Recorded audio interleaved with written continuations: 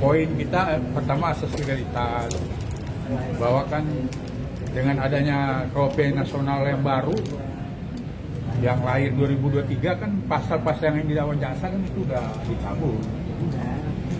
Kemudian masalah alat bukti, ya kan, alat bukti nggak bersesuaian antara penyidikan polisi dengan didakwaan yang dibuat oleh jaksa.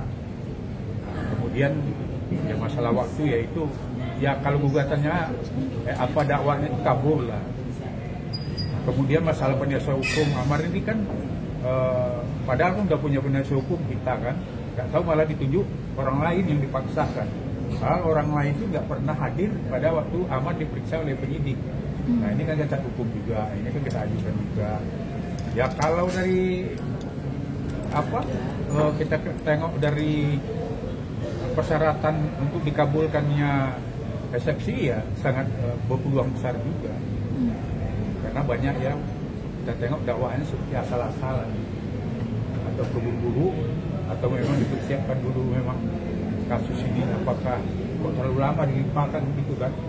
Nah, itu juga ya mungkin ya dulu mungkin lemah juga kasus ini, mungkin ya karena tanda kutip aja lah. Itu FSC diterima JKW, Bang? FSC diterima jaksa? Ya kalau kita tengok dari alasan-alasan eksepsi yang dikabulkan itu, kita kalau pendapat kita itu peluangnya besar. Bang, kan awalnya kan Amar mau bacain sendiri nih, terus akhirnya dibacain dari kuasa hukum gimana ya, Pak? Kesulitannya sendiri, Bang? Masih nggak dapat. Eksepsi itu kan ada dua, ada yang dibuat terdakwa, ada yang kuasa hukum. Nah untuk terdakwa waktu itu kan kendala kan udah ada kan, ya alat tulis nggak ada, apa nggak ada. Kemudian waktu konsultasi ini kan dia membuat itu kan harus konsultasi juga kan, karena dia kan nggak ngerti hukum, itu harus dibimbing oleh PH. Nah, sedangkan kita konsultasi kita kan sulit, dan kita juga kan susahnya gini, kita kan ngomong harus berhati-hati. Padahal kan undang-undang KUHP udah menjaminkan ngomongnya harus nyaman, bebas, rahasia, kemudian tanpa tekanan, merdeka. Nah ini bagaimana kita mau ngomong transparan dengan Amar? Mungkin ada yang akan dibantah di dakwaan itu nanti, kan kita bisa aja kalau disadap tiba-tiba kita dikenakan pula pasal ya semacam mengarahkan terdakwa itu. Berarti artinya dari minggu lalu belum ada komunikasi sama Amar untuk eksepsi ini, Bang, atau gimana?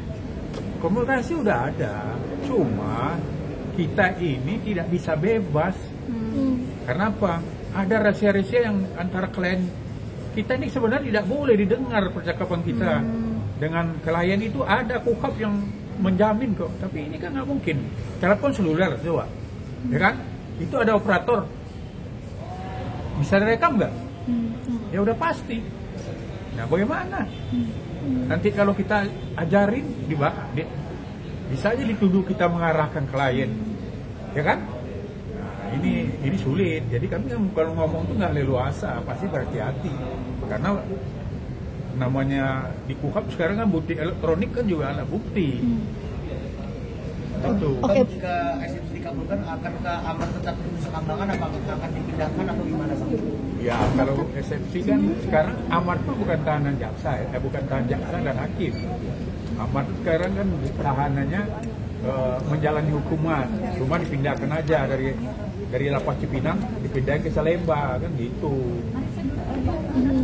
Bang, tadi kan permintaan dari keluarga kan kesulitan komunikasi sendiri perihal kakak segala macam, itu gimana sih, Bang, prosedurnya sendiri, Bang? Ya SOP-nya kalau keluarga menghubungi itu harus mengajukan permohonan lampirannya KK sama KTP. Oke.